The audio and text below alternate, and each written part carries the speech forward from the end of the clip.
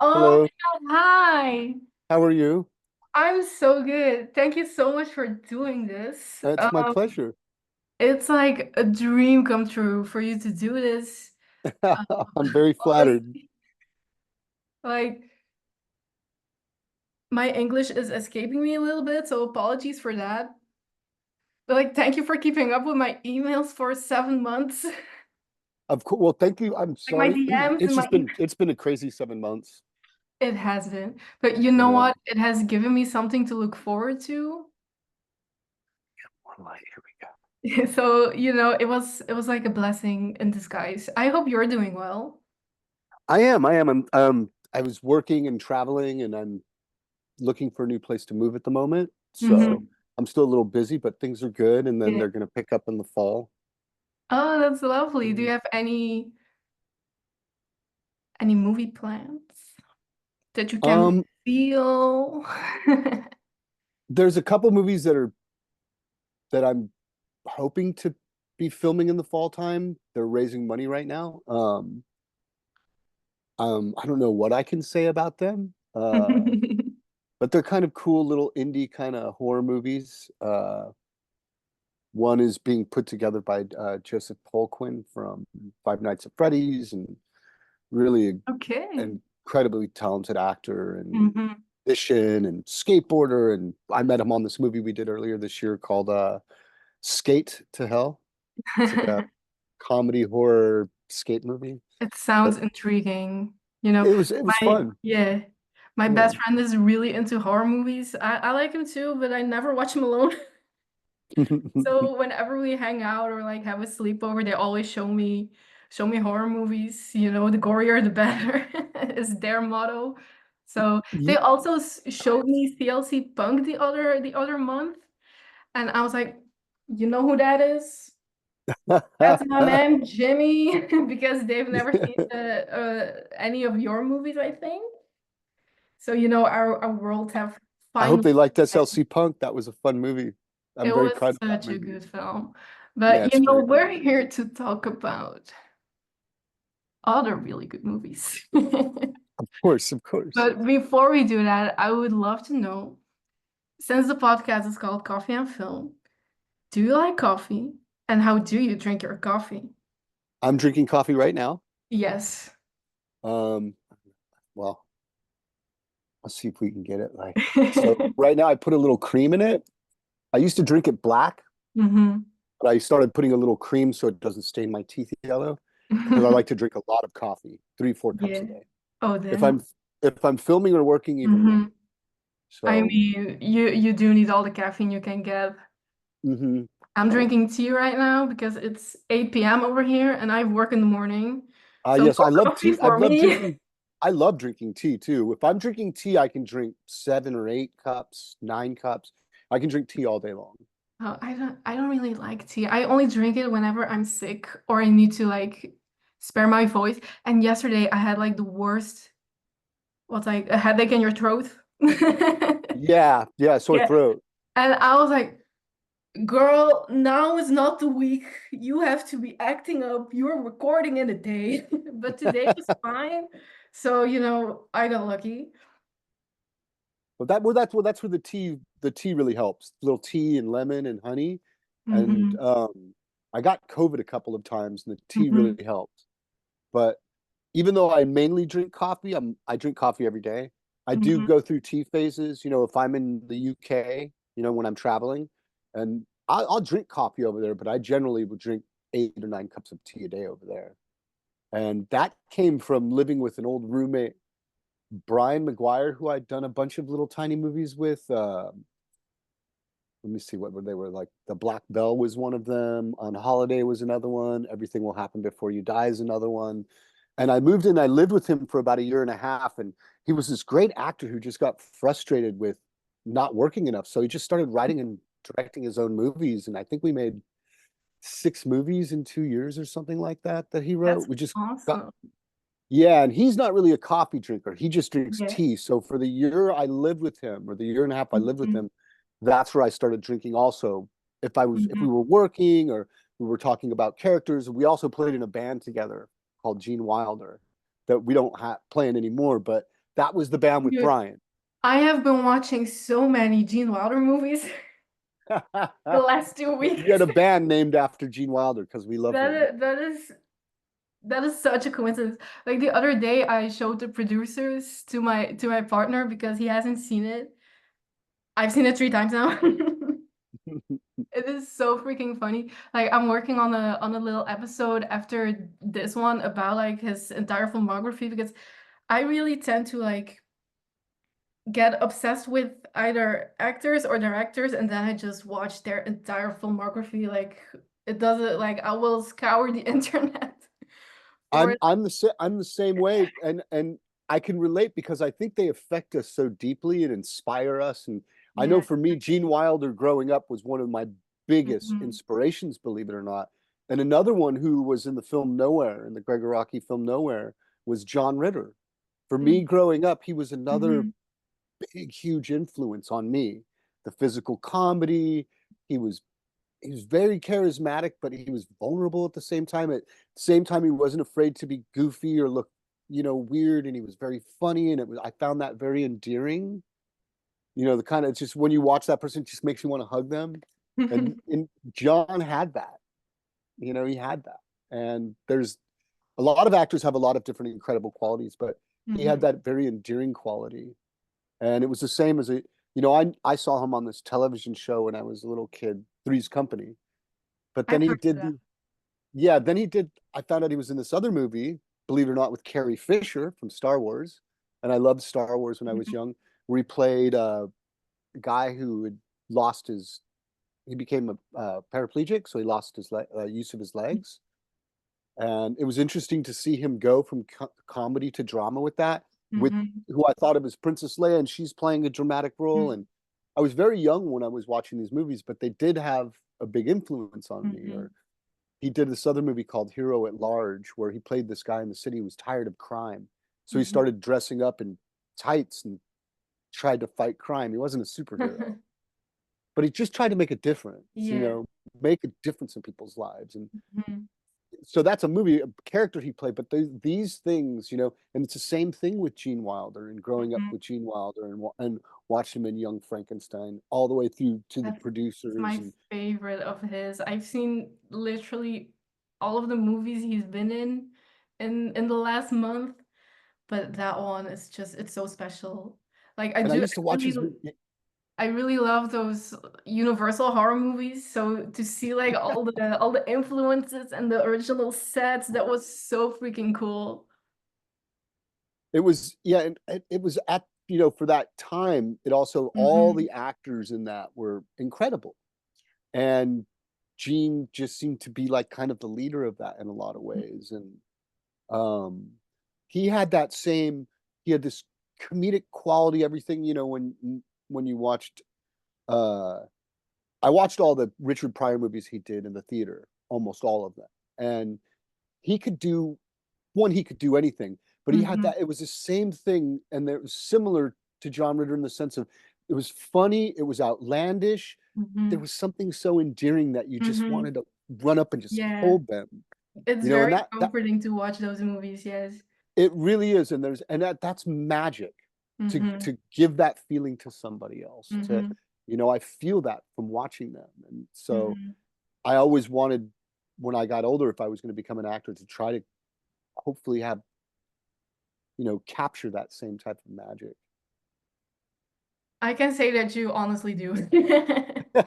You know, I came across the trilogy at like, well, it's like I didn't came across it. It came on my feed. It felt like because at that time in my life, I was just starting to go to therapy, and I had my first therapy appointment. And I don't know how it's like in America, but here the waiting lists are very long.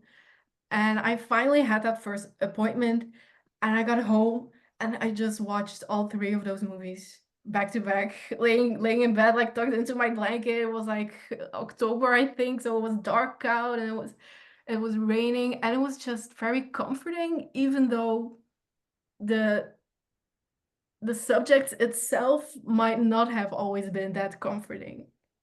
I don't know if That's that makes sense, it. but It it does make sense, and Mm-hmm. I've got to say that means more to Greg and to myself and to everybody involved more than we can ever say.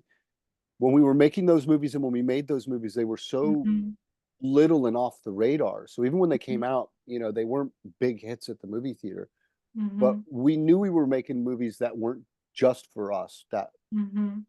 it was a sort of, if it wasn't everybody who would watch the movie, but if you were going through something, if you were of a certain sort of character or spirit and you watch that film, it would speak to you. You wouldn't be alone because at that time when we were making it, we were very much on the outside. That wasn't how. I mean, we couldn't really even talk about that stuff in the open without risk of getting in fights or being beat up. Or it was a very, very crazy conservative time, Mm-hmm. and it's been incredible to watch it, you know, grow. And in a lot of ways, it's grown with the people that it was meant to grow with, and Mm-hmm. it's still off the It's radar of the really people that don't got a pay life attention. of its own, I feel like. Yeah, well, I remember I was driving across the United States, and I'm from the West Coast to St. Louis, which is Mm-hmm. 2-day drive. And I remember maybe about 3 or 4 hours in the middle of nowhere, just past the border of Oklahoma into Mm-hmm. Missouri. And I stopped at this restaurant at 1:30 in the morning through the drive-through. And I was with my sister and we ordered some food. We're almost going to be in St. Louis, maybe by 5 or 6 in the morning. And the guy comes to deliver the food and he looks down. He's like, "Are you James Duval from nowhere?" And all I could think is, at 1:30 in the morning, Yeah. in the middle of nowhere, really hundreds of miles from the nearest city. And I said, "Yeah, wow, how do you know?" He's like, "Because I love your movie. It's like that movie. I'm, the only gay kid in my town. And that movie spoke to me in a way and made me feel a little bit less alone because there was Mm-hmm. nobody, like I was saying at the time, it was very conservative in the United States. You couldn't talk Mm-hmm. about being queer or different, and you were Mm-hmm. picked on. And so to hear that, and I went back and I told Greg this, and Greg's like, "That's who I make the movies for." So if you're having a hard time and you're lying in bed and you're feeling alone and you watch that, it's no, it's not. I think you're just seeing that the struggles that these Mm-hmm. characters have is something you can relate to, and that you feel a little less alone, that you're not, it's just that you're not alone in these struggles, because we all Mm-hmm. have, especially my generation, we didn't talk about this stuff. You just Mm-hmm. kind of withered it, and it was horrible. And fortunately, I got therapy. I was able to get therapy when I was young. It wasn't a big thing for kids my age, but it Mm-hmm. was something my father did, and I sought out, and that I did, and it helped me a lot to be able to express what I was feeling. Mm-hmm. And I can attest all this in a lot of ways. I was just very lucky, and that in the same way that you guys identified with Gregg's work, I identified with Gregg's work when I met him and he sent me the script.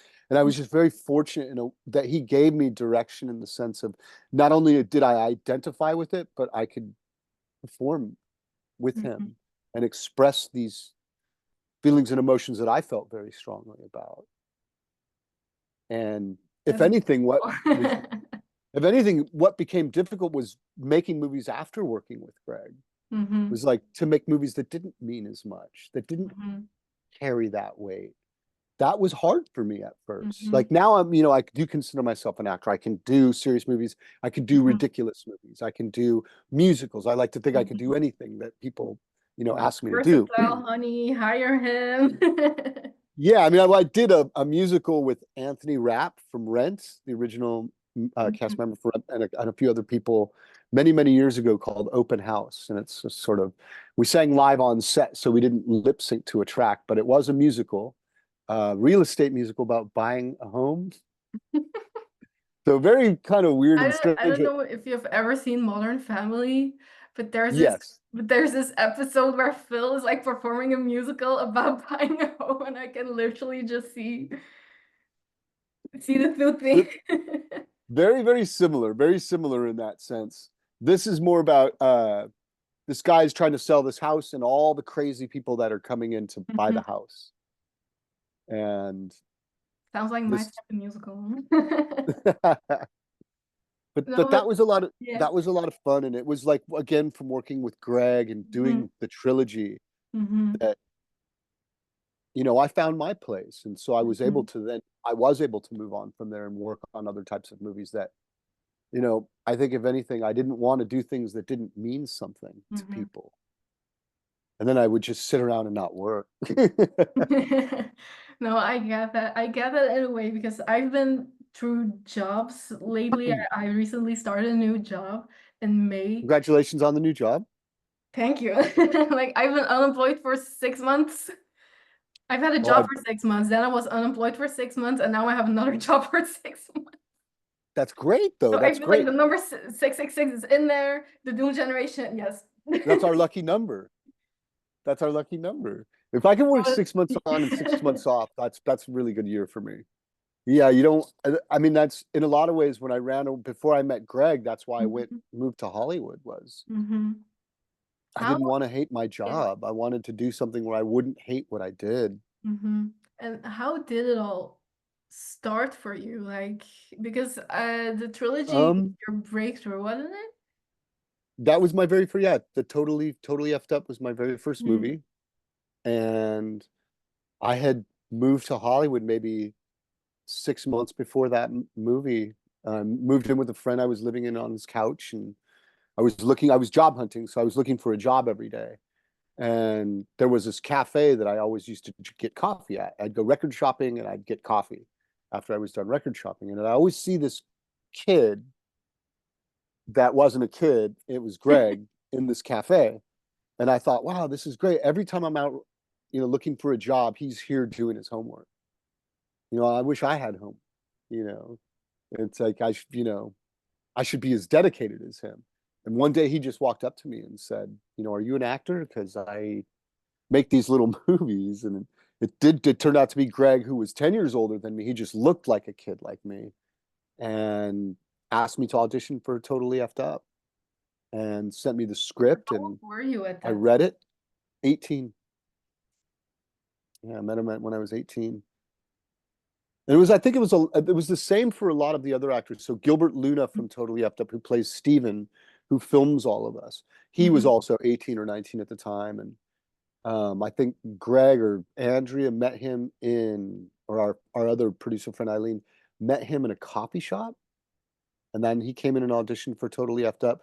So everybody in that movie we were all non-actors, really just kind of plucked up out of, Mhm. literally coffee shops. And, you know, we're all between 18 and 21. I don't And even remember what I was doing when I was 18. And that was 4 years ago. Probably sitting at home because it was COVID and we had lockdown. yeah, well, I mean, I guess that would change things a lot, wouldn't it? I mean, again, it's more like it was a really, really interesting time because I think I Mhm. just graduated high school. It was 1991 or Mhm. 1990 into 91. Um, and so what brought me to Hollywood was music shopping. And that was ultimately also what Craig and I had in common was we I realized we listened to pretty much the exact same music.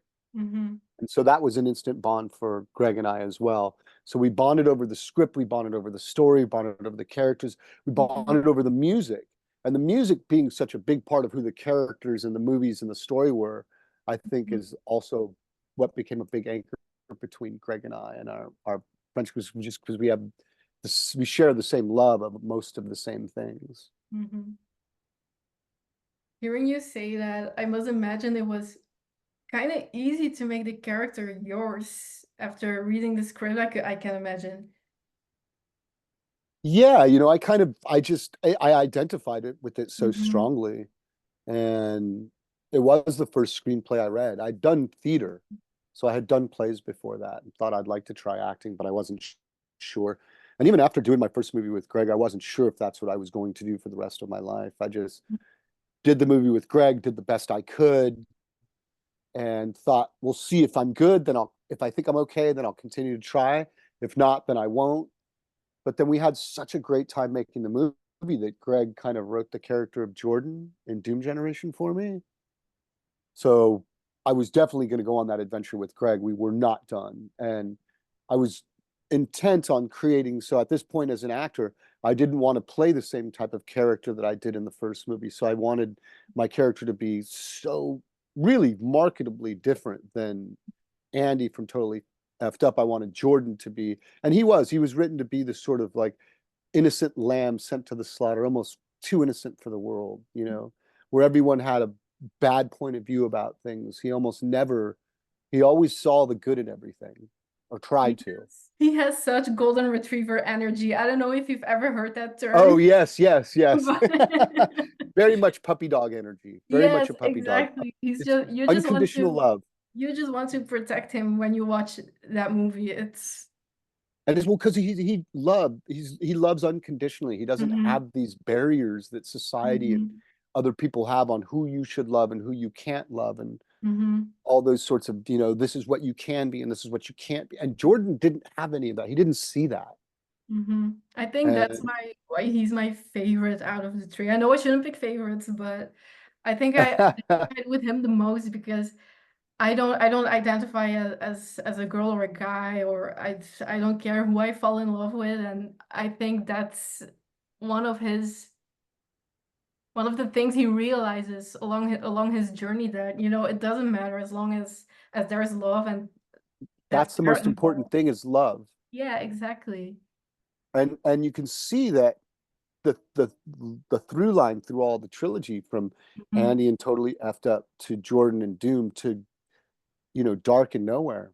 It's hmm all about just finding someone to love and be loved in return, and that is the most magical thing in the world. hmm And whatever form that takes, who cares? The love, that's what's important. That's what we don't have enough of. That's what we need, and that's what we should be focusing on. And again, I got to credit Gregg for that, because just, I mean, he's the one who created it. Really, I just played it, but I was able to identify with it because I agree with him, and I think that you as a fan and the fans that we've gotten over the years is very much the same thing. And that's the hope ultimately is, we see all this division and craziness in the world right now. And it certainly existed since I was a kid, as hmm long as I can remember. But the idea of then that is still the big idea now is to knock those barriers down. That's like a cross-generational fight. Like the good fight that we're all trying to do is knock those walls and knock those barriers down so we can just love each other, hmm because it is a much better place like that, and we're all much happier people. I think. Sometimes we find the people that are fighting us the strongest are the people that feel the same way, but they bury it inside, and they feel Mhm, that they have to carry on acting a certain way or putting this mask on because society says they have to do that. mhm, And mhm. society's crazy. You don't have to tell me, honey.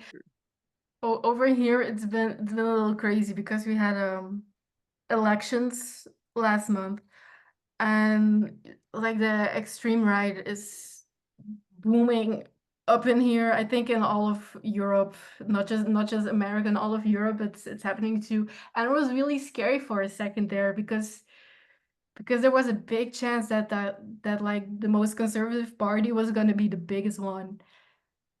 And for people like me, it's I was following that.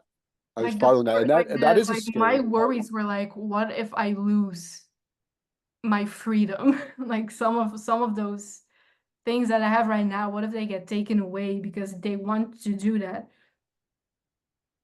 I think, it certainly does seem to be happening in my country still. And hmm it is something that has taken over Europe as well.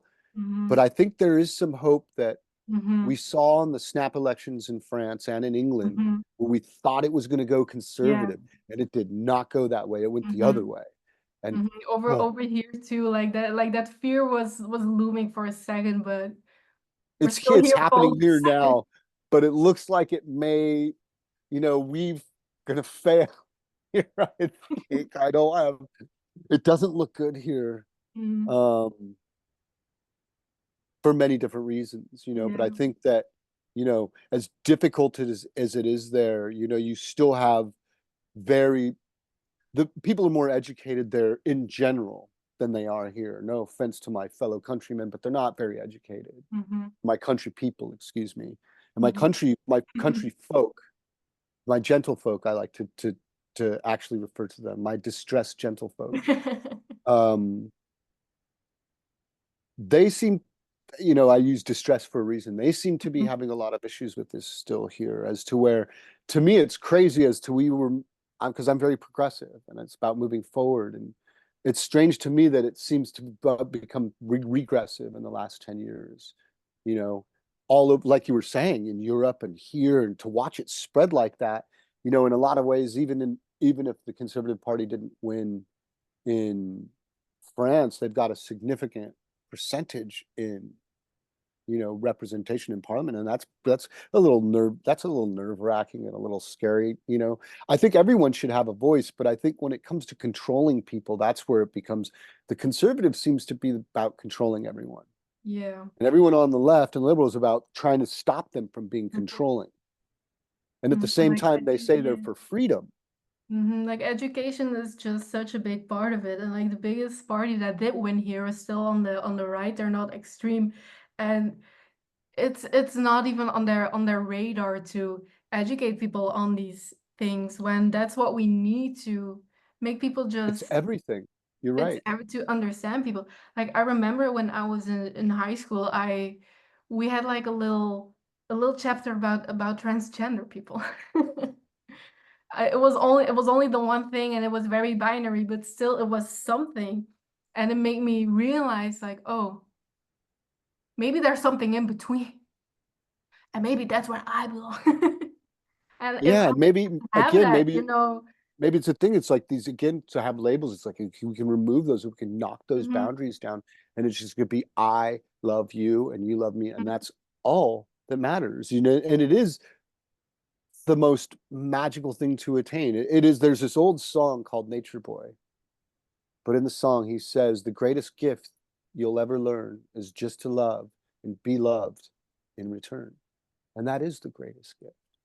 And if anything, what's incredible is all through the ages, from the oldest stories of that we can remember, it's always been about two people fighting to love each other in a society, in a place, or in an arena where they're not allowed to love each other for one stupid reason or another. And we're always shown it's ridiculous. It's stupid. How can these people be so ridiculous? I mean, okay, I understand. Like, isn't love the most important thing? Why can't these just two people be together? Why does everyone have to behave that way? And then you grow up and you see it happening around you in the real world.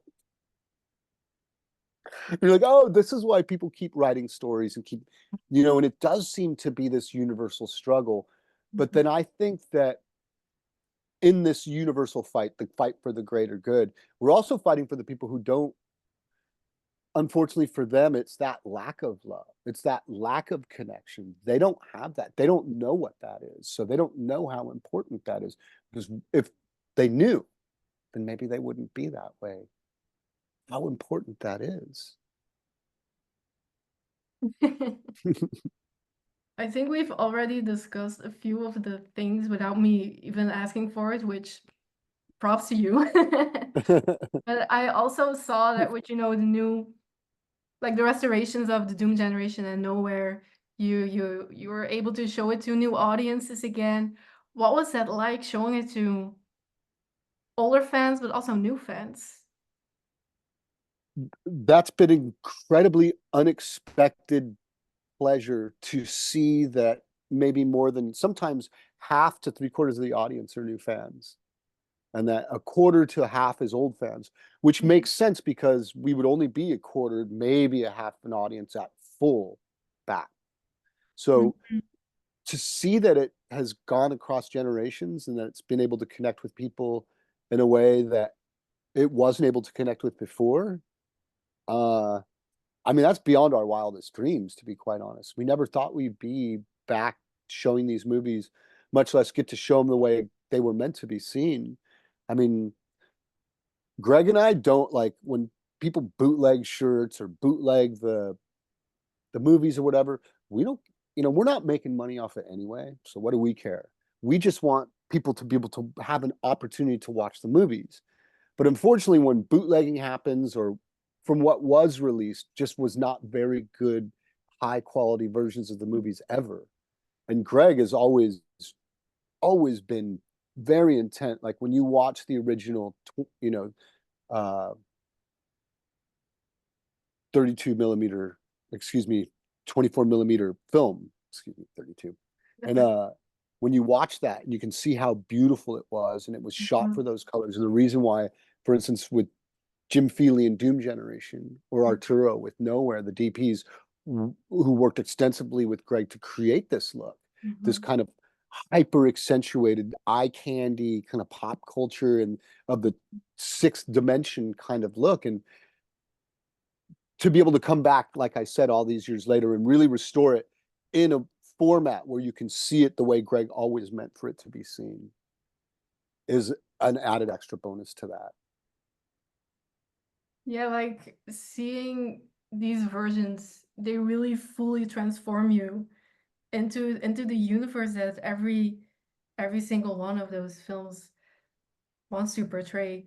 Like Totally Fucked Up has a whole other feeling looming over it than the Doom Generation or Nowhere. Like when I watched Nowhere, mind you, I had seen the first and the second already, so my brain was already like, this is awesome. I don't know what's happening, but this is awesome. That film felt like an ADHD trip in the best way and possible. it's meant to. It's meant to. Go back. There we go. All right. There you are. I just had to go get some more coffee. That's always a good idea, except after 3 p.m. So we were talking about the Doom Generation. What was I saying about the We Doom were Generation? just talking about the restorations and like the feel. I was saying something about the feeling looming over them, like being that pretentious cinephile that I am. No, I mean it's incredible to hear you say it actually, because yeah, I Yeah. mean that's exactly right. Nowhere's kind of the party movie. Doom Generation's the angry Nine Inch Nails kind of Mm-hmm. through the world kind of movie, and Mm-hmm. then you know, Totally Effed Up's also angry, but it's more. I think it's subtly Mm-hmm. more reflective and internal. It's more Yeah, restrained in that. it feels a little subdued, I think is the word I'm Yes, looking which I for which I because like. me too. I think like I was laying awake last night and just and thinking about that. Like I always try to analyze why these movies mean so much to me at this time in my life. And I do feel like Totally Fucked Up is like that time when you're a teenager and you're like, oh my God, everyone in the world hates me. I'm so depressed, all that stuff, like puberty's happening, and you're like trying to figure out who you are. And then the Doom Generation is like you're on that trip and you're experimenting with it and you're finding who you are. And then hopefully Nowhere is like, oh, I'm finally comfortable enough with who I am, time to party. And that's kind of what it is. I mean, I think that I've never heard it actually spoken as simply eloquent as that, but that's exactly what it is in a lot of ways. And it was interesting because when I was doing Totally Effed Up, Gregg was still finishing The Living End. So he had finished filming The Living End, but he was still editing it. And Hmm. those were meant to be like a statement against HIV crisis Hmm. and the AIDS crisis that we were Hmm. going through here. And because we were all very, very scared. Yeah. But his experience with working with everyone, with all, like I was saying, we were all kids, 18, Mhm. 19, 20, 21 when we were doing Totally Effed Up, that he was so kind of taken aback and inspired and moved by Mhm. our generation. I mean, we're only 10 years younger than him, but to see that we were kind of so open Mhm. sexually about those sorts of things, even though we were still living in a society that wasn't. Mhm. And it wasn't until I got older that I realized, even though we experimented when I was younger, I just thought everybody did that. And just you lived in a society where you didn't talk about it, where people made fun, but he was doing it. And I was, Mhm. that's not, that's not, that's not true. That's not what was happening. But so I was very lucky to find my tribe of people Mhm. when I met Gregg and started making those movies. And if anything, again, it was like to bring these movies back as like a kind of a beacon for our tribe, where we can all kind of like a way to find each other. Mhm. It's is I use this word, but I really truly mean it. I think that's magic.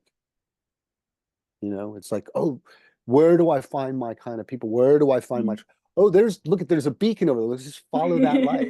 Follow the light. They're over there. And I feel like that those movies, and that was always our hope, there would be a beacon for that, for our Mhm. people. Yeah, the box set's coming out in September through Oh, that's Criterion, and oh it's going to yeah, have exactly. I saw tons that. of extras, tons of Hmm. extras. So we've been working on it with them loosely since last year, and Hmm. Gregg a lot, and then we filmed some stuff with them a couple months ago, and Hmm. I gave them access to pretty much everything I've ever had and been given from Gregg. So if I'm not mistaken, which there's more than this, but so there's Nowhere was meant to be a pilot, and there Yeah, were going to be it was gonna be a other TV show, episodes. I I read. have the next episode of Nowhere, and I think that it's going to be on that box set. You'll be able to read it. What happens the next day, the day after. Dude, you cannot Then just drop that information on me and expect me to be fine after that. Yeah, well, Gregg dropped some information on me that I didn't know about. True, Apparently, he wrote a true. couple more episodes You after can that. share everything with me. I will cut it out. Don't worry. Oh no, I mean, so here's the crazy thing. So I've had this script in my possession and I haven't shared it, I haven't printed it online, I haven't done anything out of respect for Gregg and his Mhm. work. And I've kept it in a box since I got it after we did Nowhere. And he just gave everything that he's ever written to the Academy Museum Yeah, of Motion Pictures. yeah, So if I'm not mistaken, I think you have to go there though, or there's a way to contact them. They have episodes 3 and 4 of Nowhere, because I think he wrote 3 or 4, and I only got Nowhere in the second episode. So there's 2 more in there, 1 or 2 more, and I think you can access that's available to the public. okay, how do I get to the nearest airport? I Well, you can finally try. have a reason to come to America. You might be able to get a PDF online too, I'm sure. Okay, I will look into that after this. Yeah, I'm actually going to do the same because I would like a copy of episodes 3 and 4, because I asked Gregg about it and he's like, "Oh, the Academy has it now Hmm. from them." I'm like, I haven't looked into it because I've been busy doing other things, but Hmm. I am going to look Hmm. into that. Um, Is the one you have as bonkers and as crazy and as funny as the movie? it's crazier in some ways. I mean, it's crazy. So one thing that Gregg and I spoke about when we were on the tour for the re-release of the restoration of Nowhere last year was, I don't know if you noticed, but there's no cussing in that film Hmm. except for me say Fukine. There's Yeah, no cursing yeah, because we like wanted I it noticed to. that like he I don't know if it was existing slang back then Mm-mm. or if he made all that He up, was right? kind of making some of it Yeah, up. I mean, he some of was it was, but he making was it up so making a he lot of wouldn't it have up. to cuss, right? Yes. And that way we Then could it be still got egg. subversive on Yeah. television. We're not cussing, but we're saying stuff that I don't know if that's acceptable, Hmm. which is, again, just the genius of Gregg. Like the dialogue in his movies are some of the funniest things you can Yes. imagine. And it's as just as wild. I mean, I can tell you Hmm. so you remember at the end of Nowhere, I find my perfect love, everything Hmm. I've been looking for, just someone to love and love me back, and I could love them, and the perfect Our love precious blows up Montgomery. in my face, literally just blows up in my face. And there's the credits. I Hmm. scream Hmm. at the end. Hmm. It fades to black. Hmm. Then you get to Yeah, Nowhere episode now, two, now and so, imagine me under the blankets being like, and we'll imagine episode 2. Then it starts off Nowhere. The next episode, black screen for about 5 seconds. Then you hear a yeah, crash, window breaks. I wake up, where Dark wakes up in his bed. Montgomery doesn't look like he was ever there and never blew up. dude, no. He's still a little bloody from the fight, and then recording his video and then passing out. And he goes to get the rock that was thrown through his window, and there's a piece of paper on the rock with the rubber. So he takes the rubber band on the rock, and the piece of paper just says YERDED, you're dead. And then it cuts to Cowboy, and Dude. Cowboy's coming over to my house because he just found Bart dead in the oven and he's crying. So he comes over to my place. Then we decide we're going to go to the Quickie Mart. I can't remember why, but we go to the Quickie Mart, and there, Lucifer with the purple hair is there with not Montgomery, but his name is Cliff. And he looks like Montgomery, but he has black hair instead of blonde hair, and his blue eye and green eye are switched the other way. And he's like an evil version, like wants to kill me. So him and Lucifer. Well, the line between murder and making love is thin, so That's I'm very, very more thin. I rooting mean, for Dark I and Cliff to get together. that's why I want to read the third and fourth episodes. I haven't Oh read my them yet. God, that is freaking awesome.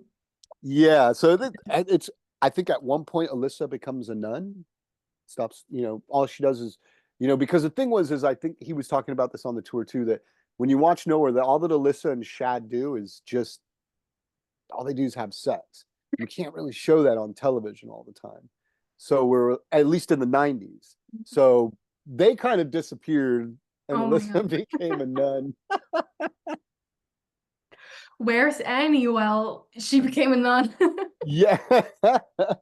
So there were some funny ideas there. And also I'll, and of course I'll post it. If I get the information on those scripts, I'll post it. But we also did that pilot for MTV that never came out, that this is how the world ends. And I have the episode sequel to that, what happens after Wow World. Because the bus crashes, if you remember, After and the then the world bus comes back up. ends. Yeah. And then oh, it's crazy. Holy Would have been shit. so much fun to shoot. It's just MTV didn't pick up our TV series. Well, they're gonna receive a very angry email from me, so Well, I will say the wonderful thing is they didn't pick up our TV series, but then Gregg gave us Mysterious Skin. that was the first film of his I've seen. So now That's you the know why I'm so crazy. Well, it was after, and to be honest, I was, because he did Splendor after Nowhere, and Mhm, then we did the pilot for MTV, and mhm, then he did Mysterious Skin. But if anything, that was a movie I was waiting for Gregg to make. Like I knew he mhm, was going to make something so heartfelt like that. I mhm, just didn't know when, mhm. Wow. because it's my favorite movie of his. I mean, I love my movies with him too, and Mhm. totally effed up especially, and well, Doom and Nowhere too. The whole everything, but. Mysterious Skin is probably my favorite movie of his. Every time I think of it, I just get goosebumps I because quite like Smiley Face too. mm, Smiley Face is pretty funny. like I watched Mysterious Skin without knowing anything about it. Like I always just use Letterboxd to like find new movies to watch. And I saw something about alien abductions. I saw Gregg's name and I knew of him, but I hadn't seen his work yet. And I was like, gay aliens, let's go. So, It's just such a great movie. it is so awesome. I And the remember being at the first premiere and and the bawling best way so hard at possible. the end of that movie. Mhm. It destroyed me. And honestly, the Doom generation and like totally fucked up. Those ones, they destroyed me too. Like the ending of the Doom generation is just like something I have never seen. What was it like reading the screenplay and like getting to the ending? Because I've read the screenplay and even when I just read it, I already just feel the emotions I felt when I watched it on screen. Well, I remember when I got to the end of that script, I was like, all right, Gregg, what's the real ending to this script? Because this is crazy. There's no way. And he's like, that's it. And I was just like, wow. Okay, wow. This is big. This is a big ending. And so what I was really happy about is we didn't shoot the ending until the end of the movie. So it's like we went through this whole road trip adventure and filmed all Mhm. that stuff first. So by the time we got to the Yeah. ending, there was so much emotional Hmm. connection between us and like this experience and this journey we'd not only gone through as characters, but as You actors. survived an earthquake. Yeah. So, and the earthquake the second day. So it all kind of culminated, I think, really Hmm. in the end shoot where it was very emotional. Hmm. And it was a tough shoot. It was a very tough shoot. I can imagine. but memorable, unforgettable. Mhm. I showed it to my partner too, as I always do. He almost never watches movies. He only watches them when I'm like, you need to see this. I don't think he was expecting that either. And that's I think in the end it's like watching Gregg's movies is you don't know what you're going to Mhm, get at the end, and that's the mhm, important thing. Is you know when we were doing Nowhere, we were all watching. Even to get Kathleen Robertson from Beverly Hills 90210, and uh, I think for us it was really it was a big thing. But we were watching a lot of 90210 and Melrose Place at the time, and it was like the shows just became predictable. It was like after everyone has sex with everyone, and everyone has a drug problem, everyone has an alcoholic problem, everyone gets in an alcoholic crash, and then they recover, mhm, and it's like they've all slept with each other now, and they've all had a drug problem and it just kind of rotates. And that's where Gregg was like, it would really be really great if like an alien came down and like just started raping and zapping, then that would be great. And just and that and it is. It's because it's so different and weird and refreshing, mhm, and it throws you for your loop, and you can't go, oh well, this is going to happen, and this is going to happen, and this is going to, and you count it all off, and mhm, there's no fun in that anymore. It's not mhm, engaging anymore. But I think you couple that with real issues that people, mhm, I want to say people of our age, but I think in our hearts we're still that age. I'll always be that age in my heart. It's those struggles that you go through, those conflicts, and it's like how you find mhm, yourself and find your way out. Again, it's like you can see, and it's your tribe of people, it's your friends that becomes your family. So you can mhm, see him totally effed up. For instance, when Andy goes and finds out he tests positive for HIV, he reaches out to everybody and he can't get a hold of anybody. And when he loses that connection with everyone, that's when he drinks the bleach. And mhm, if he would have been able to get through to somebody, mhm, he wasn't have been hadn't been isolated, it might have saved his life. So mhm, it's this idea of how our friends, our connection really are our lives, and without them, mhm, it could be detrimental to our lives. They're important. These mhm, people, they're the only ones who understand us. They understand the struggle. They understand what we're going through, what you're going through, and how to make that better. And if not better, at least how to help you feel better for that moment. mhm, Again, that you're not alone, that your struggle is not solo, and that they're going to ride that through with mhm. you.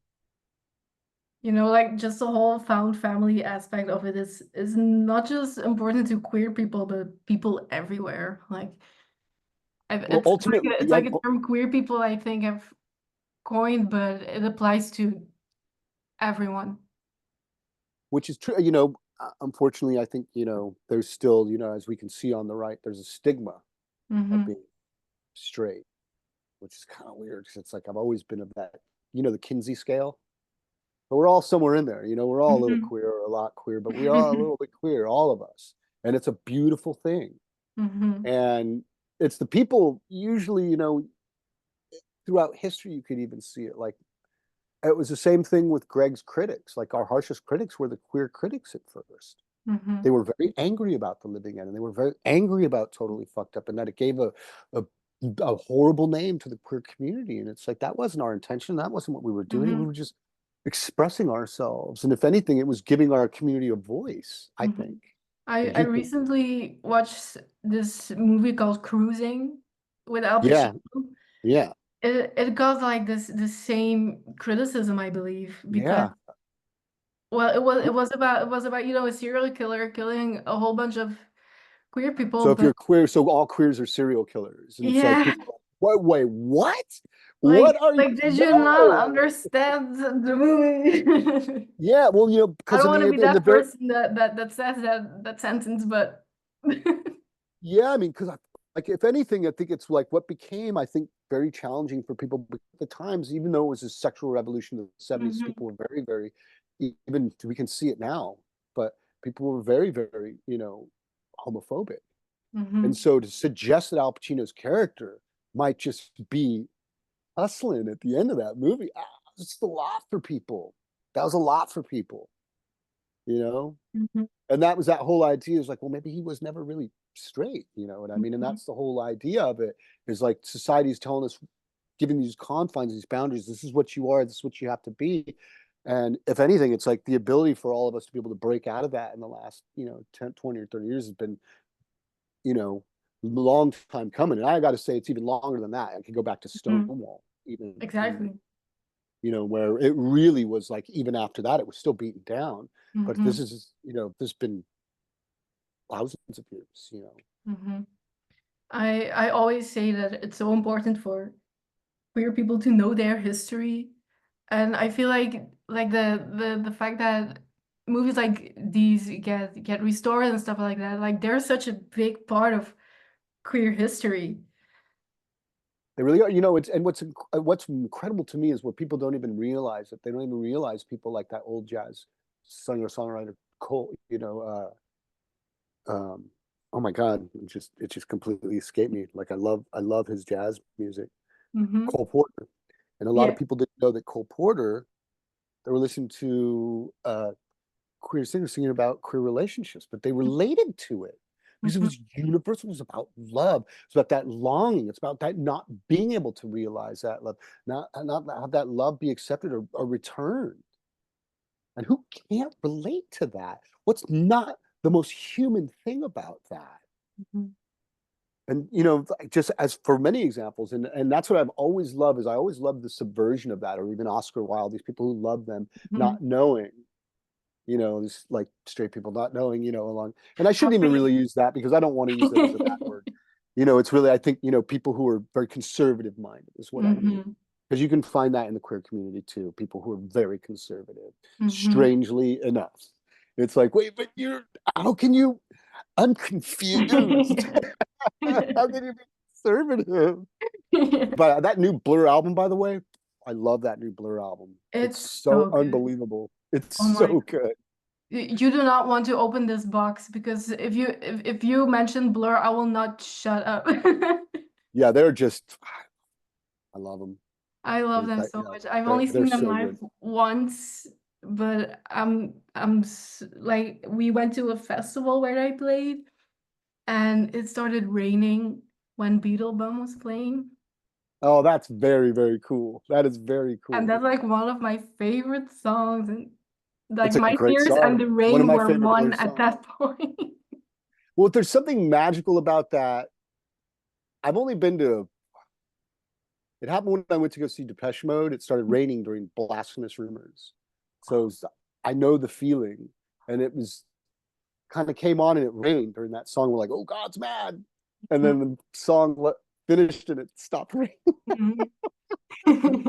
But, No, there's I also being had in that that. magical moment when I went to see Slowdive, and then my best friend and I, we were waiting for the train, and I opened my phone and I saw a DM from you, and I was like, oh my God, it's And the day of at all Slow Dive too. things. Oh my God. But like, wow, raining at Blur for Beetlebum. Mhm.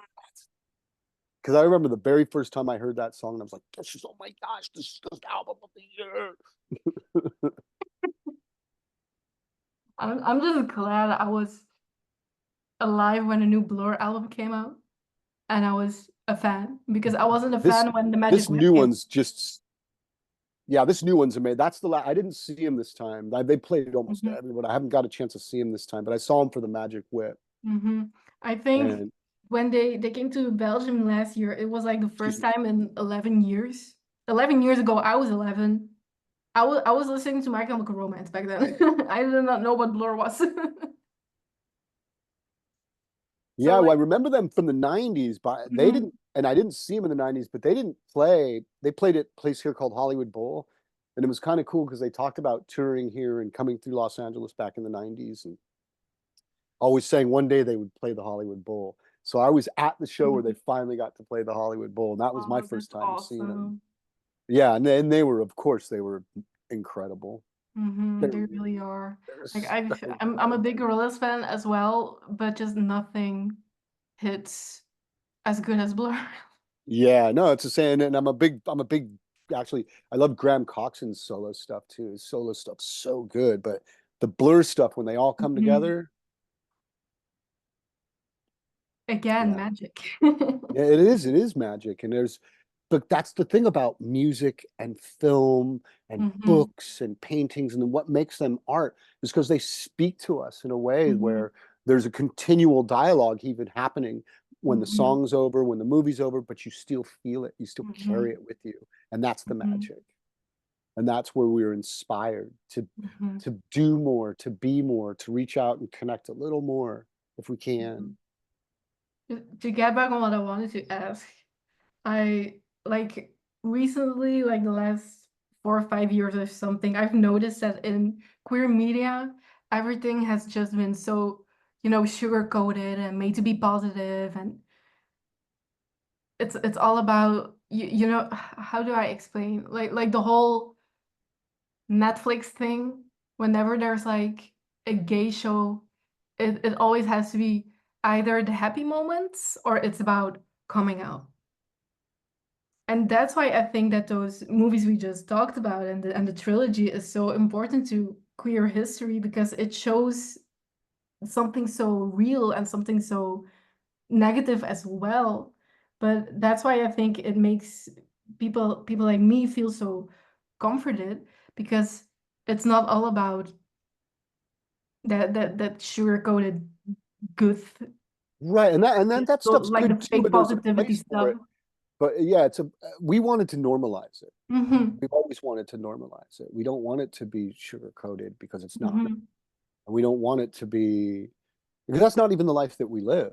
That's just Mm-hmm. not what it's been for us. It has been hard. We have had struggles, all of us, Mm-hmm. Gregg, myself, Nathan Bexton, Rose and Jonathan, and, Gilbert and Lance and Jenny and Susan from Totally Effed Up. And, we've all had our share of struggles and growing up and moving through this industry, being who we were and who we are. And that just becomes, again, it becomes part of that greater battle. But sometimes you want to create a world where it's like especially when people are doing sugarcoating it, or, you know, Mm-hmm. only focusing on one moment, and say, we really trying to normalize it, create a world where that's not about any of that stuff anymore. It's Mm-hmm. about the everyday struggles that Mm-hmm. you're still going to have Mm-hmm. on top of those things. Mm-hmm. And Like that's what I don't want to minimize anything, of course, because those stories are nice they are too. very important. They're Absolutely. neat I agree. too. They're They're very very important. important. But it felt a little bit like a trend for a lot of teenagers and people in their 20s seeing that like the because it had to make money too, you know. Well, if anything, it's like what's great is that they're embracing this and they are making, queer themed films and Mm-hmm. telling queer stories, and this Mm-hmm. is important. But now it's like it's important to normalize this more than ever Mm-hmm. because of that. So it's time now that we've gotten to the first step, as we take the next step and the next step, and Mm-hmm. we continue to evolve and to normalize and tell stories where we can relate, not Mm-hmm. just as queer people, but everybody. It's Yeah. like anybody who can watch it could relate to that, like that universal love. And that's something I think that Gregg's always tried to do with his movies. We were trying to do that back and when we were making Totally Effed Up, and you know Did you ever think at some point, why is my friend always murdering me in his movies? Is this his love language? well, I lived in nowhere. I do live in nowhere. I did get to live in nowhere. There And was the foreshadowing though at the beginning. yes, that something was going to happen. But since nowhere was going to be the series, I was going to carry Hmm. the series. That would have been so much fun. Hmm. um but we also realized that he wanted nowhere to be, it has. So we were talking about the music, so where the music is Nine Inch Nails and Hmm. Skinny Puppy and Jesus and Mary Chain Dark for Hmm. Doom Generation. That's a lot more dancey and upbeat for Yeah. Nowhere. And the no cussing is, so it was a happier film. My character at least doesn't die in the end. So Hmm. it definitely has a more upbeat, optimistic feeling to it. It was just something we wanted. And, Gregg was very much, aiming towards. Hmm. But, in keeping in line with still the everyday struggles of just finding someone to love and be Hmm. loved with all these outside forces, trying to stop you from that. His Twin Peaks of love, the love story, but Twin Peaks, so to speak. I mean, if Gregg ever made a soap opera a la Twin Peaks. We wanted Nowhere to be that. That's what he wanted Nowhere That to be. This was yeah, going to be his Twin that Peaks. would be nowhere the TV show. But he did end up doing Now Apocalypse, which is pretty nuts. I haven't seen that yet. Oh, Sue me. okay. I've So been on the Gene Wilder grind, you know. I have to say, I do have to admit, and you may, yeah, you'll recognize me pop up in that. But uh, so take Nowhere and the series we wanted to make, hmm and then Now Apocalypse all these years later, but being able to go even that much crazier with this kind of story. Because I could be honest, when I was reading those scripts, I was like, one, I hadn't laughed that hard since the last time since I read Kaboom. So it'd been almost, 6 or 7 years since I read anything that was that funny or that hmm crazy or that like, oh my God, how are we going to do? Like, they're going to let you do this? How are we going to do? I don't know how we're going to film this. How are we going to do this? I'm not kidding. I was like, oh my God, they're letting us. I can't believe we're getting away with this. This is insane. Like now, Apocalypse is, Those are the best things, you know, when you get that feeling. it really is I think you're gonna. hmm I highly recommend that. I just have a small part in it, but the hmm show is incredible. It's hmm funny. It's sexy, It's on my radar. Don't crazy. worry. All the actors are so good. Oh, hmm you might see a couple of other you might see another actor. So besides myself from Gregg's movies pop up here or there, maybe two. Yeah. So there might be a couple cool little cameos in there. And if anything, what was a little unfortunate, we were going to do a season two, hmm and we got renewed for season two, or approved for season two, and then the executive that brought us in got fired and got replaced with another executive who just replaced the entire slate. So we got removed from the slate. So no season two, unfortunately, of Now Who had Apocalypse. one job? What job? But Gregg's in pre-production for his new movie with Olivia Wilde called "I Want Your Sex," which should be pretty crazy. I mean, the title. Yeah, The title says enough already. yeah. So he's in pre-production for that now. So there's some crazy stuff coming all of our ways very soon. In your email, you said you were hoping you could return to Belgium. Yes. Well, I mean, I was talking to my friend hmm Quint. I think I need to get a hold of him again. So maybe sometime, because he does these autograph shows, these Comic Cons in Antwerp and in Brussels. And I've been meaning to come back, and we've spoke about me coming back, and I haven't been back since 2017. hmm So I was hoping to come back for those maybe in the spring next year would be Brussels. That would be fucking amazing. You know, I'm always still hoping that we get to see one of Greg's movies on the big screen over here because there's a I live close to the border with the Netherlands. It's like a 15-20 minute drive. And I always go to a movie theater there because they show like the art house films and the old movies and not just the mainstream blockbuster ones. So it would be perfect to see one of his movies in there. It's something, I mean, it's something I can definitely mention to them. I think the thing for Gregg is Gregg doesn't want to travel overseas, but I will. I get that. Yeah, I do too, especially Just send your movie to us. yeah, especially when he's work. He'll be busy now that he's in Mhm, pre-production, then he'll probably start shooting in the fall. Then he edits his own movies, so he'll be in mhm. post. So he'll be too busy to do anything for at least for the next year. But I'll be around. Even when I'm not filming. One of the movies is supposed to be in the UK and in Spain in Mhm. September, October. So I may be in Europe and no, I'll definitely be there because I'm going to be in Manchester in October in the UK. And then my mother and my mother's family live in Paris Mhm. and France. So I need to go visit them. And then I do have quite a few friends that also live And in then you can France. just get on the Eurostar and go to Yeah, Belgium. I love the Eurostar. It's so easy to Take use. two It's so hours. convenient. Yeah. And that's probably what I'll do. There's something in Amsterdam too, in Mhm, Netherlands. So I'll look into that as well. But I would like to, because the trilogy comes out in the fall, I would like to come to at mhm. least host a few screenings if possible out there. And of That course, I will let you know and I'll let everybody know. I know I'm horrible at posting. Like I don't share anything. It's weird. Like I'll share stories that people share, but Mhm. like when I start typing, I just feel weird talking about myself. I think it's weird. You don't even have to caption it. You can just post a picture and we're gonna enjoy all the crumbs you get. Well, there's a lot of stuff that I've been very fortunate to be a part of in screenings and films Mhm. that I've worked on in the last year, and so I am going to share that stuff.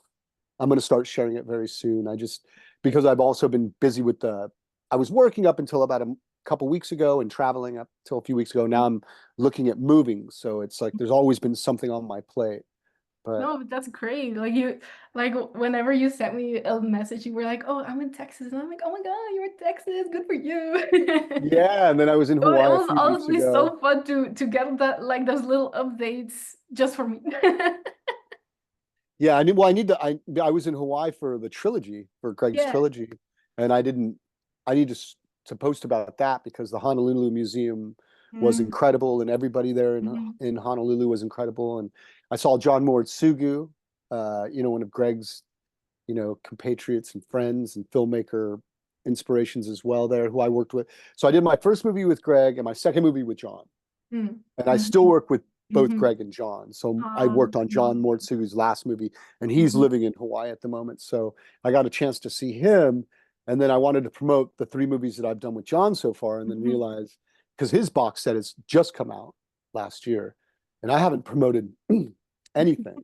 So like when you watch Totally Effed Up or you watch The Living End or you watch Doom Generation, believe it or not, there's pieces of John's movies in our movies. Oh wow. I didn't know that. Yes, a little bit of trivia. Like My Degeneration and Mm-hmm. Hippie Porn are in Totally Effed Up and the Doom Generation. That's We so use cool. excerpts I from. love reading and hearing about Easter eggs like that. Like when I started writing the script for this episode, I started at 8 a.m. and then I stop and it's like 2 a.m. and I'm like, wait, it's 2 a.m. Because I just spent like the entire day writing and reading all those things and the reading the screenplay and watching all the interviews and all the Q&As you guys did, and it's like so interesting to me. Oh wow, thanks. Yeah, we're so again so happy and flattered and proud to be out and talking about the movie with you and with everybody. It means more to us than we could say. Again, we never thought we'd be showing these movies that Mhm. people would want to see these movies 20 years later. Mhm. Kind of just make the movies and you let them. It's like a. I've never had children, but I imagine it's like you got to make your movies like a child, then you have to let them grow up and go out into the world. And it's kind of been like that. So even though Gregg and I haven't had babies, like so our movies are our babies. That's what they are. Our movies, our films are our babies. Mhm. And now they are parents to people like me. Yes. Like And then we will give those to other, we will share that with other children. I was having a conversation a few months ago with a friend I met through the internet about these movies, and we were talking about like all those things, and we were like, Gregg, he's like wait, he's the mother. Yeah, he is in a lot of because ways. because in a way his movies were like very nurturing to us. Well, I can say it was, even for me as an actor and someone who worked with him, it was very nurturing for me at that Mhm. age to be working with him with this subject content. Mhm. It was a big inspiration, and it gave me, all of a sudden I found my place. I wasn't Mhm. lost anymore. I knew, at least for me, even if I was in a world that a lot of it still didn't accept me, at least I knew where I was now, or what I was trying to do, what I was doing, what I was a part of, and I'm very, very thankful to Gregg for that. I'm glad to hear that. It's like the people in the movie, like you, and the people watching it, we both found the same thing in the same films, and I think that's so awesome. Like you almost never get that connection with the people that you're watching on the screen. And it's so awesome that you do all that stuff for the fans because it just gives even more meaning to these movies. I can't tell you, thank you again, but I've got to give all the credit to Gregg. I'm just happy and very fortunate to be You a part of it. But Gregg every really, single person who worked on those movies deserves credit, and you know it. well, they do, but I really give a lot, Gregg is like he's definitely the captain of our ship, and Of He had a course, and vision, he couldn't have and done it without all of you either, you know. Maybe I can like run over the questions that I still had, absolutely, if that's yes. okay with you. Yes, I'd love to. Let me see. Because I do think we discussed most of the things I wanted to ask. So, um,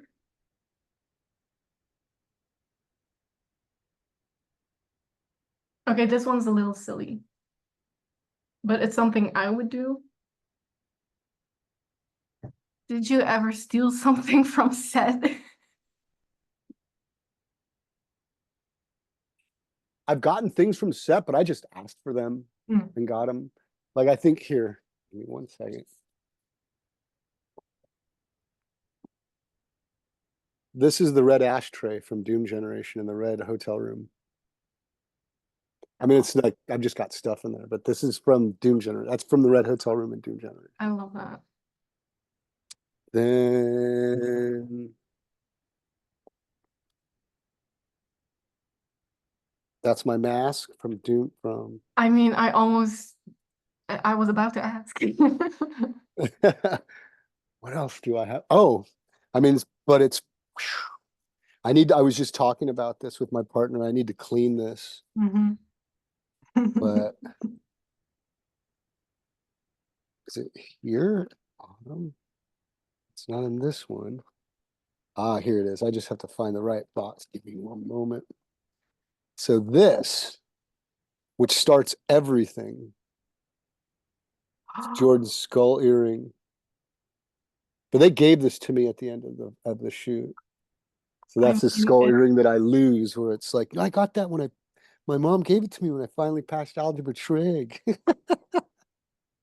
that's such a cool earring. Oh my God. You know, like the just the fashion and the wardrobe and all of those movies are so inspirational, you know. They have there's like this punk sensibility of just grabbing whatever you can find and making it your own.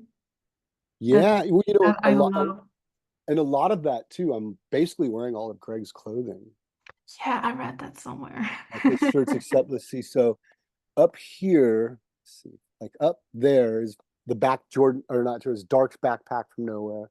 And then from all these jackets, half of them are mine and some of them are from movies from. So I think over there, like this one here. This is from Independence Day. I don't know what this is from. Naked Angel. Sunday. Oh. I've just tons of clothing from all the different movies I've done. Not from every movie, but from a lot of movies. I've got a lot of things saved up here. Um, yeah, what else? I guess because I'm renting the room where I'm staying now, so a lot of my stuff's in my friend's garage. That's where I have a lot of the like really rare stuff. Like I'm trying to think of what else I have, but I have stuff from every movie basically, but from every, at least one thing from all of Greg's movies. That's amazing. I mean, when you do move out, you got to do a show and tell. Yeah, I forgot how much stuff is up there, but yeah, pretty much on the everything on this side here is all from like from the orange jacket down is all from Mhm. movies. One of them I wasn't in though. One of them the jacket's hanging. It's what James Spader wore in Stargate. I wasn't in Stargate. No, but James Spader. Yeah, I got James Spader's jacket from Stargate, That's which so was cool. Roland Emmerich's jacket that he put on James Spader for the scene. He goes, "Here, put this on," and then I somehow ended up with it. That's awesome, dude. That's so cool. Yeah, I've been again very fortunate to get a lot of the things that I have over the years, and I'm sure there's more that I'm just not thinking of now because it's just been sitting in front of me for so long now. But I've been very lucky. Like I said, I still have all my scripts and everything Greg ever gave me, and that's all being. Ooh, that reminds me, they were gonna. I've got to get to Criterion because they wanted to return it yesterday, and I didn't Hmm. back. Oh, I got to email them back. Oops. Have you Okay, been in the closet? The Criterion closet, I mean. of course, of course. Like And people like me, we watch the videos of like the people being in the I didn't do a video of one yet. Just Greg and I went in and got our picture taken, but I hope to go in the closet next time I go to New York because I'll be in New York probably in the fall. I'm That's supposed so to go over our tour schedule this week with uh, Marcus, who one of Mhm. our distributors and producers who help make everything happen, really. So for people who don't know Marcus who helped Greg make The Living End. He met Greg and basically helped. I mean, Greg got some other money too, but basically wrote a bunch of checks to help get The Living End finished and made, and ended up being the head distributor and creator of Strand Releasings. Uh, what was the story behind like the Doom generation? Because we all know it's Craig's heterosexual movie. And I read somewhere that because it has like a little bit of a bigger budget that he had to make a quote unquote hetero movie, but he made it the gayest straight movie he That's could. exactly right. And what happened is after The Living End, this very great producer who's produced, from Jim Jarmusch to, many other notable filmmakers, said to Greg, The Living End, that's a really great movie, but it's like it's just not a big audience. No, the queer audience is not as big as a straight audience. Tell you what, if you write a movie like this like write a straight movie, like Murder Road movie, I'll get you $1 million. So Greg went, all right. Plot Yeah, twist, exactly right. All it's right. a The most bisexual movie. the most homoerotic straight movie you've ever seen. And that was Like exactly what he did. like to me, the Doom generation is just the bi awakening. Yeah, and in a lot of ways, I think one of big Greg said the biggest compliment is like someone came up to him and was like, Doom Generation made me gay. And like, well, we didn't How make you can gay. it Just you just kind not? of realized that you were like that your window wasn't like this, it was like this. Like, how can it not when you put the three hottest people out there in one car for No, very 90 flat. I minutes? think for sure is definitely Jonathan and Rose. That was a Don't sell that yourself short like that. oh, I'm just happy that to be a part of it with them. I'm happy to be the meat in their sandwich.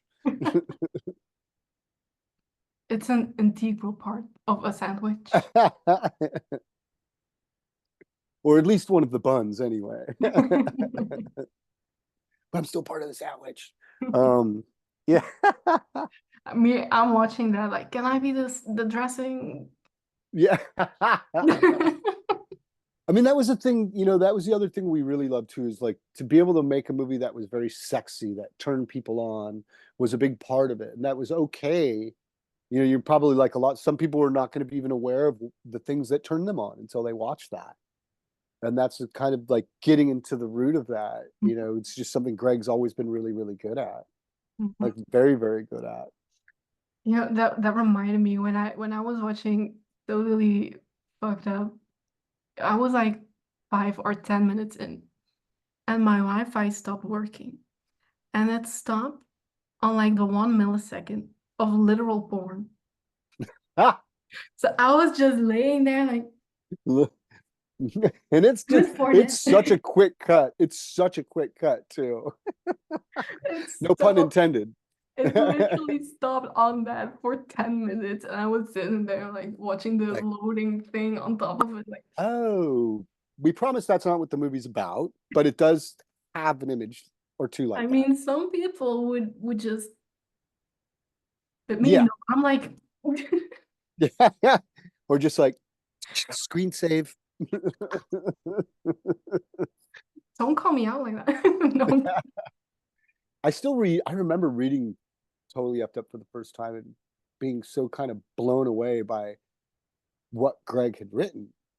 And again, I didn't have anything really to base it off of other than I don't know if I'm going to understand how to read a script or if I'm going to get this or I'm going to understand this. And to read it and understand it like I read a book was incredible to me. It spoke to me. Greg's writing, there's something unique about, and I highly recommend this to all his fans. Like everybody who's a fan of Greg, read his scripts. It's great. His scripts are works of art in They themselves. are. So they'll have a thing like the scene where X in Doom Generation is Mhm. masturbating, watching us in the tub. And it says he reaches down and it says discreetly off screen because this is a family film after all.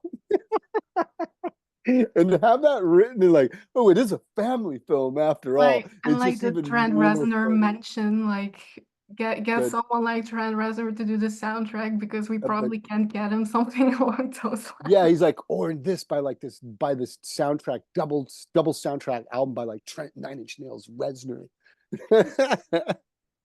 It's, Which we were able to get Heresy. So we were happy that we didn't mhm. get an original song, but we were able to get Heresy, and that was good enough for us. I mean, I haven't seen Challengers yet, but I only want I like the reason I want to see it is just because of the music he made for that movie. Yeah. Because a lot of people are like hyping it up as they should, of course, because of the love triangle. And I'm like, well, I've seen the Doom Generation. I we're very know I know about the superior love triangle. I've we're seen very honored to Singing be in the Rain, the original. we're very honored to be included in that community of people and glad to see that Threesome's carrying on the torch. Y Tu Mama Tambien's another really good one. It's on my list. Yeah, that's oh, you haven't seen that. I think you're gonna like that too. I Like have like a Diego. watch list of over 1,000 movies, Oh yeah, yeah. Gael Garcia Bernal and I and am employed now. Diego Luna. Yeah, you're gonna love it. You're gonna love it. Another threesome movie. Isn't it a road trip movie as well? It is. What's not to love? What's not to love exactly? But it's but different. But it's unique and it's stylistic in its own Yeah, way. You know, it's and I think that's what you're gonna love too. mm-hmm, So it's got that in common with Doom Generation, but then it's just different. It mm-hmm, stands on its own. Yeah, I've been yeah, I feel very lucky that because you don't know when you make these movies what it's going to be like. mm-hmm. Especially There was after one, so many years, right? yeah. Well, I remember Rose and Jonathan and I and Greg were coming from a screening, and we were to this party. Mm-hmm. And as we were going to wait for the elevator, this elevator came down, and this couple that was dressed up like they looked very conservative, and they had their ski outfits with pink and blue on or whatever. It's like, oh, we just saw the Doom Generation. We're like, wow, and they're like, yeah, your movie made us want to go back to our hotel room and fuck, and we're like, wow, that's amazing. That's amazing. Our movie made them want to go back and have sex in their hotel room. So we were all pretty happy about that. That's your cue for calling your mom and be like, Mom, I made it. Yeah. It's yeah, it's kind of yeah, I will say when you hear something like that, that's when you're like, okay, I didn't expect that. That's kind of cool. I'm glad I can help make some people's sex lives better. I don't need an Oscar. I just need those people to have an orgasm. That's exactly right. And then because if they have an orgasm, they're going to be happy. You have an orgasm, you're going to be everybody has an orgasm. Everybody's happy. It's a much nicer place. No one's repressed anymore. Gregg Araki, the mother of orgasms. Yes, maybe not enough people are masturbating, and that's kind of a message. Go out and masturbate, have an orgasm, let some steam out. Everything's going to be okay. Honestly.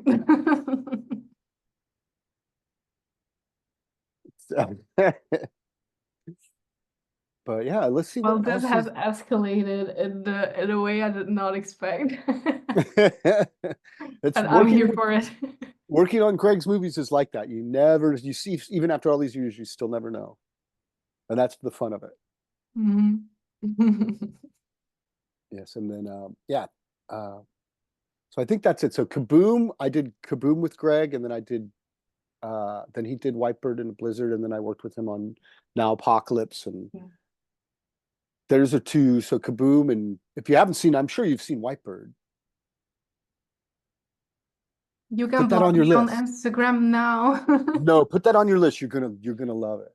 It's gonna His entire it, filmography is on my it list res of the ones it I haven't seen. restrained. It's very restrained, which is it's Hmm. incredible for Greg. But then you get to the end, you're like, oh, there it is. I mean, I'm sure I've read something about it within my research because my entire script is like 25 pages. Well, it's cool because it creates this very unsettling environment for Hmm. Shailene Woodley's character. Like it's very unsettling. It's like a murder mystery almost. It's just like it's definitely a mystery, That's really and cool. as well as her self awakening, Hmm. sexual awakening, and so it's all happening kind of simultaneously. So there's this odd, eerie kind of sort of weight hanging over Hmm. her while this is happening. Um, Very Gregg Araki though, very Gregg Araki. Yeah. And for when people watch this, I highly recommend, especially the last few things, I'd highly recommend Now Apocalypse, Whitebird in a Blizzard, and Kaboom. And Thomas Hmm. Deckard and Haley Bennett and everybody else, all the actors in Kaboom are so freaking amazing. Again, it's like, how is he getting away with this? And then he So goes there's on to like direct an episode of Riverdale, which is the funniest thing I've ever read. Riverdale and Red Oaks and American Crime. And Hmm. yeah, he's gone off to direct some like big mainstream television, Hmm. Heathers, 13 Reasons Why. Yeah, he's but it's been good for him because he got to dip his toes into the television world a bit more Hmm. before we went and made our television series again, and then he's working on his next new original film that he wrote with the writer of Now Apocalypse. So guaranteed it's going to be crazy because they Yeah, write I will crazy. definitely watch the TV show in anticipation of that because I'm just Yeah, so excited to like get into it. Carly's nuts like Greg in the Mhm. greatest way possible. Like I always like to wait to watch things I know that will be good or impactful because just like this trilogy, it will find me at the time that I need it most. Yes, it will. It will. Um, but you have it now, so it's out there. And then, of course, the Criterion will be out there in the fall time, which we're very happy about. I don't know if they ship to Europe, but They should, yeah, I'm sure there'll be Criterion in Europe as well. I'm positive of it. It's just going to have to be a different because it's is it region hmm two in Europe? So it's a hmm region two DVD or Blu-ray. I own literally one DVD. Gosh, I think So I haven't it's been time to buying them get as much, but I've got like some Blu-rays recently. So I just went and got this little, let's see, hmm like a plug to my computer. I just got this little external drive. So I'm like, oh, let me get a little thing so I can just watch Blu-rays.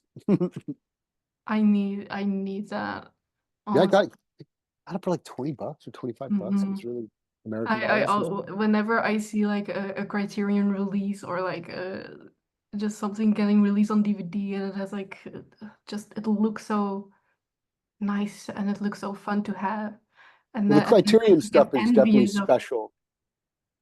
They definitely do something special with everything that they hmm release. like just the DVD itself is a work of art and then you open it and you have another work of art in the film. It's like the love and the craft that they put into it is Yeah, amazing. and when I also understand why a lot of people it's just like having it after you watch it a few times for Hmm. people is just like it just takes up space. So I understand that too, but yeah, I'm still like I have all these music CDs next to me and records and I like I mean, could I just collect records. I could never not have the things that I love in my hand because the oh, digital look what record I landscape just is seem like. to have right. That's the So Donnie my Darko address is record. No, I got really lucky. They have a Amoeba Music by me, and they had it there. And I'm like, I have the CD, but I don't have the record. Mhm. So I bought myself the record. Honestly, the Donnie Darko soundtrack has changed my entire perspective on music when I watched that for the first time years ago. Like It's a great soundtrack. It it is really so is. And I good. told that to Rich when I first saw the movie. So when I was in high school the same year that Donnie Darko was in high school. So in 1988, I was in high school. And Hmm. we were listening to Joy Division, we were listening Hmm. to Tears for Fears, we were listening to The Church, we were listening to Echo and the Bunnymen, and that's I mean, we were listening to more, but we Yeah. were listening to that music at that time. In Excess, especially. All those were huge bands for us in the 80s. The first the first show I saw live was Depeche Mode. The second show I saw live was Tears for Fears. I love Tears for Fears so much. Yeah, they were amazing, and I'd loved them since the first album. So I was really happy that I got the chance to end up going to see them.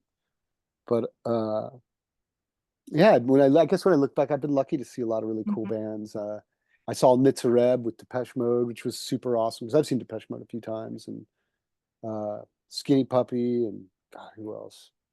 I've been like can't think of. There's definitely more at the moment that I can't think of, but I've been just been very fortunate. Mhm.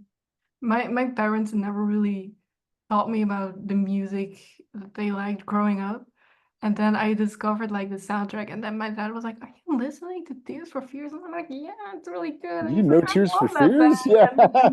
And then like he goes on all these tangents of music that he liked when he was my age, and how we saw David Bowie at like a festival, and I was like, "You saw David That's great. Bowie at a festival? Oh my That's God!" amazing. And he Yeah. Well, told you me. guys have some great, there's some great in Belgium too, and in Netherlands that a lot of bands that I listen to now go through constantly. Um, there's this Yeah, other we're band. pretty lucky with like the whole concert going thing in Belgium, because the country itself is like it's so small, so you never expect smaller bands to come here, but there are a lot of small venues, so we're lucky in that aspect, I think. Yeah, there's a lot of a lot of bands that I've listened to in the 80s and 90s, even now. Like there's a Hmm. new band, English Teacher. I think they're Hmm. going through they either just went through there or they're going through there very soon. And so it's got new Hmm. bands, old bands, like, but it's a Hmm. big like touring, especially touring through Belgium and Netherlands and France and Germany is a big thing. Hmm. Like they haven't really toured Europe if they haven't done those. That's true. There's yeah, that's yeah, I mean, you're actually centralized in a great place to be able to go see. Like, there's just some great bands. Like Blur didn't really, they came to Coachella, which I didn't do. I didn't go Hmm. to Coachella this year, but because they played Coachella, they couldn't play Los Angeles, Oh, so there was no show here. But they that's toured Europe unfortunate. twice already, I think, for the new album. Hmm. That new album, I bought the Japanese version. I bought the special edition British version. Like, I love that. I don't know why I bought two versions, but I guess oh, because there's an extra. So there's two extra songs on the limited edition UK Hmm. version, and if you buy the Japanese one, there's an extra song on that Yeah, that yeah, they Graham always sings do called that. "Sticks and Stones." Yeah, and like Hmm. I just had to have it. Like I have to Hmm. have it Would you say it's your favorite or? of their albums. Hmm. Those other albums stand tall on their own. I mean, it's tough Hmm. because everything from like Park Life up, like that, they're just really great albums. But I Hmm. would say that this is the most mature, fully True. realized album of the band. Like there's not a bad song on there. Every Hmm. song stands strongly and tall on its own. Hmm. It's like a perfect album. It's Hmm. it's crazy to me. I You have a remember song that's the first time I listened to it, I was writing something probably about movies, and it was just like just flowing, and it's so like the lyrics are so poetic. it's so good. It is barbaric. Whenever that's like on the radio at work, I'm like, I need It's a such an three-minute it's so good. break to Yeah, it's so good. feel my They're so feelings right good. now. I'm not picking up the phone. You can leave a voicemail. Bye. Yeah.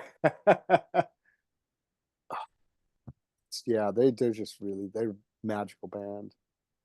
I remember seeing Gorillas too. I did see Gorillas at Coachella, and it was pretty awesome. It was Hmm. it was for the is it Plastic Fantastic album? Is Classic that the name of the Beach. album? Plastic Beach, that's what it was. It was Plastic Beach. Plastic Fantastic's album, John. It was Plastic Beach. And I mean, they did they collab actually came with out on, so they someone. usually play behind the curtain, but they were playing while so they were playing and they had the movie going with their characters at the Mhm. same time. Yeah, So it was very cool. I've seen Gorillas twice now, and like both times it was awesome. Yeah, the tone that like Like, Melancholy Hill comes on and everybody's like, ah, yeah, that's the song that got me into them. Like back in a great 2017, I song. think. It's so good. It was the first time I saw them live was a Gorillaz thing, and I was lucky enough to meet Damon as well, because I was like Wow, that's I was like crazy. 15, and he was like everything to me. And I went with my best friend and her dad drove us all the way to That is Germany. so cool. You got to meet And, David. and we accidentally went on like the wrong parking lot. And he was just standing there signing vinyl for this one guy. There was one other guy there, and then just us. And I like climb over her and I open the window and I'm like, Damon is there. And she's like, where? And I climb over and I'm like, Like right Damon, there. can we take a picture with you? I was like too excited. My puberty was all over the place.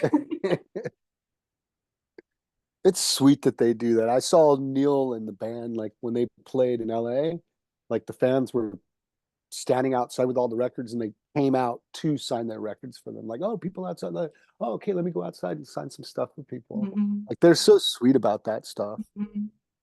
But then just seeing Blur, after Gorillaz is like,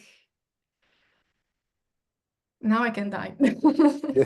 Not before I meet you, but then I can die. Yeah, it's wow. I think they're gonna come. There's Blur's still touring, so I think they're Mhm. gonna hopefully come through here. Damon loves to gaslight his fans and saying like, this is the last time we're playing this song ever. And then like Oh one yeah. month later, he's like, we're making a movie. When they played in LA and they did Park Life, they had Fred Armisen sing the song and he rewrote it. So when you're sitting on like the 101 freeway and like you have a dog or a cat, what do you Park Life? And he just did it. He changed all the lyrics about living in Los Angeles and being stuck That on the is so freeway and good. stuck up Los Angelinos. It's super funny. It was really, really cool. I have pictures of it somewhere, but it was really, really cool. A lot of fun. I'm like, wow, look You at should David. send me Just one of those if you remember. I will. I gotta find. Yeah, let me see if I can find it. But I definitely have a picture. I thought I had video of him singing it. I have to check. But I definitely remember that was during the Magic Whip tour when Fred Armisen came out and sang that song. And then Damon and Graham just did the Park Life. No, but they did Pop Scene live when I saw them, and I was so happy they played that because it's like a B-side of Modern Life is Rubbish, but that song That's slaps. another great album. Oh my God. I I love love I all I love listen all to their that stuff. one The all early the stuff, the time. later stuff. I love it all. Because Damon is such a brilliant songwriter that he can write in all these different styles of music Mhm, and still come back and give you that one, the catchy song, the single that you like. mhm, But he can go deep and he can go esoteric and it's still catchy and it's mhm, got these hooks and he's just got a way, whether he's doing alternative music or hip hop or whatever, electronic, or he could do it mhm, all. It's very, very cool. mhm. I mean, thank you for like geeking out with me over all these things. It has been so Well, I'm a much. huge geek for all of this Yeah. stuff. I always will be. Mhm. Also, I never told you how to pronounce my name. I just realized. No. No, because I think your autocorrect changed my name a few times. Oh, did it? Is that what it did? I hate when it Yeah. does that. No, how do you think you pronounce it? Was it Jente? Yeah, Was it Yente? almost. It's more like Yenta, but you Yenta. got you got that pretty good for American. Let me see if I can find this. This is pretty. So this makes it easy when I travel. Is it here? Okay. See if I can find it first. Yeah, I thought it. you have 4 minutes. Okay, well, I have an EU passport. I have a French passport because my whole family lives in France. Oh, So really? I lose the French when I don't speak it, but I Yeah. spoke it a little bit when I was on un petit peu and I've had French for 8 years when I was in school, and I can say, hi, I do not speak French. that's perfect. No parlez-vous français? Excusez-moi, non parlez-vous français? Sorry. Un café, s'il vous plaît. So I do Me, the have bet. one last question. Sure. My friend wanted to know, I don't know if you're on Letterboxd. No, but I need to sign up. Everybody keeps telling me to sign up. I got to check that out so I can share Yes, some you movies. you you can like pick your top four favorite movies. And she wanted to know what your top four would be. Huh. It's tough because it changes, Yeah. But like but at like this the moment, oh, at this moment, what would it be?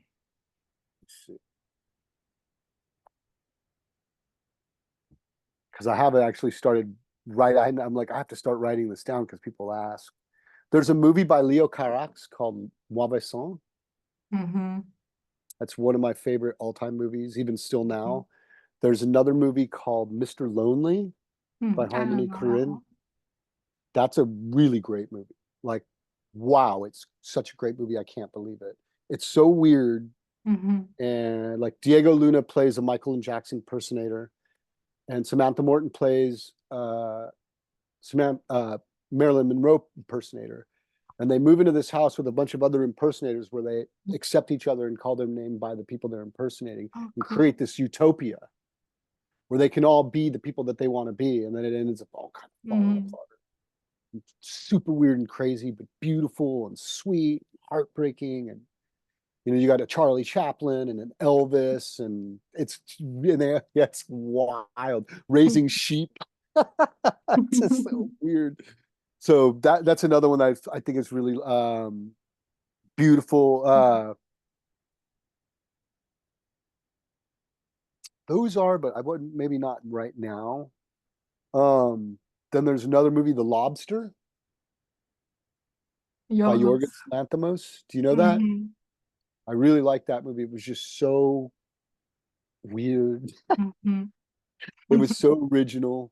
I like all his movies actually, Yeah, me but too. there's something special about The Lobster. I Mm-hmm. just didn't expect that. A movie Mm-hmm. like that. I didn't Ooh, expect, by the way. yeah, so I didn't expect so. And then and Diva. Do you know Diva, the French film Diva I've heard of it. by Jean-Jacques Benet? Mm-hmm. I know the name. It's but of course, there's tons of other little indies that are my Yeah, of favorite, but course. those ones stand up like Mm-hmm. for different reasons. Mauvais Sang has always been one of my, from the moment I saw it, I just fell in love with that Mm-hmm. movie. I really love him. I know him because of Annette, because I'm a massive fan of Sparks, and it just opened a whole world. Yeah. Yeah. And there's filmmakers who create something wholly unique that only when Hmm. they make a movie do you see something like that, like Gregg Araki and Hmm. Leo Carax is another one. And these Hmm. filmmakers that we were talking about, Harmony Korine, and he's another one. I'm, yeah. I mean, the list goes on, of course, but those are definitely like Hmm. in like my top 10 right now. Okay, we have less than a minute, so I'm just gonna say thank you so fucking much for Thank doing this. you. I look up to you. I admire you so much. Oh, well, It's been an awesome 7 months. Looking forward to this, and I hope we can get together again, maybe sometime soon for a little Donnie Darko episode. we definitely will. I would love, well, let's stay in touch. We'll be in Yeah, I touch. would love that. Thank you so much. I hope you have a Thank nice you. day, nice week, a nice You, everything, because you you too. And deserve we'll be, it. yeah. And thank you again. And we'll be in, yeah, and we'll do another one very soon. Thank you. Thank you. Goodbye. All my love. Bye bye.